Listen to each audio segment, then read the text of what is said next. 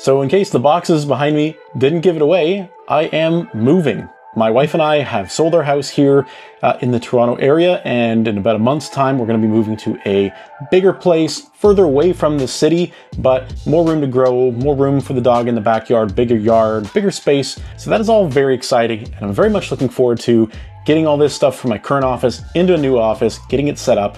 But one thing I'm not looking forward to is all the other home tech pieces that, because of the structure of our sales transaction for this house, have to stay behind. I've been here for over 5 years now, and over the years, I've incorporated a lot of pieces of home tech, from smart locks to smart lights to all sorts of other things. So today I wanted to go through what I'm able to take with us, what has to stay behind, and kind of take you through my thought process on what I'm thinking or considering replacing some of this tech with. And then you can let me know down in the comments whether or not you think I'm making the right decision or the wrong decision, because I've got some time to change my mind before the big move happens.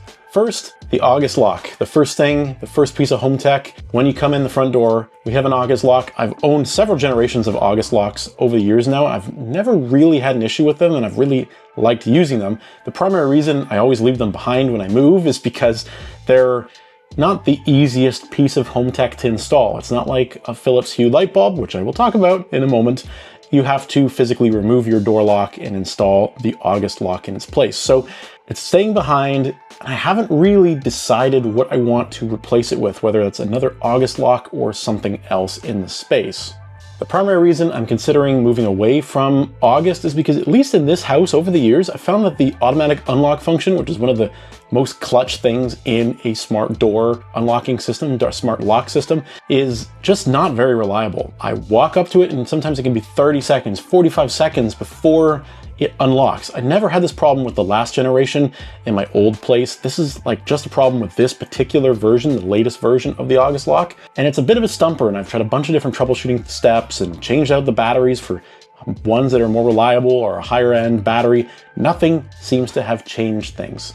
I'm also super invested in the Google Home ecosystem because I use the Google Nest system all around the house to control all of my different smart home stuff. So I know Nest has the Yale lock product, which is more of the keypad style versus the August, which is a lock. It is tamper-proof, it's secure, but of course there's the concern that if the battery runs dead, it's not necessarily as convenient as just pulling out the key out of my pocket to get back in the house. So there are other options out there. I don't know. Let me know down in the comment, guys, what you think is the best smart lock system out there right now, whether I should stick with August, try out this Yale Lock X Nest combo, or if there's something else out there entirely that maybe I should consider buying. Next, as I already mentioned, Philips Hue. I've fully incorporated Philips Hue into every aspect of our home. Philips Hue is amazing, but it is extremely, and I mean extremely, expensive. The bulbs are like 50 Canadian dollars a pop if you want the multicolor, and even the like white ones are, I think, 35 or 40 bucks. So very expensive system to maintain and add on to, and we're going, like I said, to a bigger house than what we're in now. So I'm considering maybe moving away from Philips Hue because of that cost prohibitive nature of it.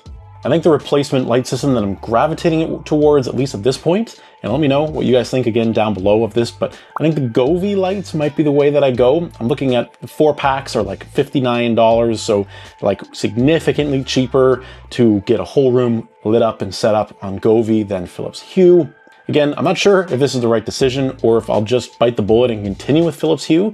I'm still mulling this around. Again, let's converse down below. Let's talk about the Nest Protect, because I've got a bunch of these in my house, and unfortunately Google, for whatever silly reason, has discontinued these products. The Nest Protect is incredible. I mean, if you've never experienced or used one of these before, I don't know if I did a video when I originally installed them in the house about 4 years back. They are just so easy and convenient. They talk to you instead of screaming with the loud sirens if there's a little bit of smoke from, say, cooking. Occasionally, I goof up, get things burning a little bit, and instead of chirping and freaking everybody in the house out and scaring the dog, it just warns me with a quick voice alert saying there's smoke in this room, and I can just wave and dismiss it or press the button and it goes away, or do it from the remote control system in the app. Now, I have ordered what Google is recommending as the replacement for the Nest Protect, which is the First Alert carbon and smoke detector combo. They're not cheap. I think they are still cheaper than the Nest Protect. It looks like they do most of the same things. And again, they integrate with Google Home, which is really nice to have because I can monitor all these things remotely from my phone at any time, but they are on back order, so they're not shipping for another few weeks. I don't know if there's any other alternatives out there that might be comparable. Let me know down below. So cameras. So this house, I've got 2 different cameras set up in it. I've got one Nest indoor camera, and then I've also got a couple of Wyze wireless outdoor cameras. Now, I'm not gonna lie, I know I did a video on the Wyze cameras on the channel some time ago, but over the years, their performance has been lackluster, to say the least. So I'm looking to move away. I'm thinking to go all Nest. But again, is there a better system that can connect to Google Home that's not gonna kill me so much on the budget? Because holy smokes, these Nest outdoor cameras are crazy expensive. Now I wanna get the outdoor cam with the floodlight, and that's like 400 bucks. That is a lot of money, but I think wired is the way to go. I don't want to do battery operated anymore. With the Wyze, I found like if they were activated frequently, like we recently had our driveway repaved, they were going off all the time and the battery just went dead like that. The number of alerts like really made the battery life diminish quickly. Yeah, that's a crazy price, like almost 400 Canadian dollars for one. And I'll probably need one for our backyard as well. So that is a lot to swallow. I don't know, guys. Let me know if I'm making the right call on the cameras down below, or if there's something else you would recommend. And last but not least, the LG Wash Tower. And I know this seems like a weird one, but the LG Wash Tower actually does have a lot of smart home stuff built into it. It has a great app, and you can remotely start cycles from the app whenever you need to. So typically with the Wash Tower, we find that the dry cycles need a little bit more time after they run, depending on the cycle. And we can just do that from the app, just add 10 more minutes before we go downstairs and unload. This has been super handy because our basement is where the laundry is, and our main level is kind of where we hang out all the time. So it saves us from having to go downstairs.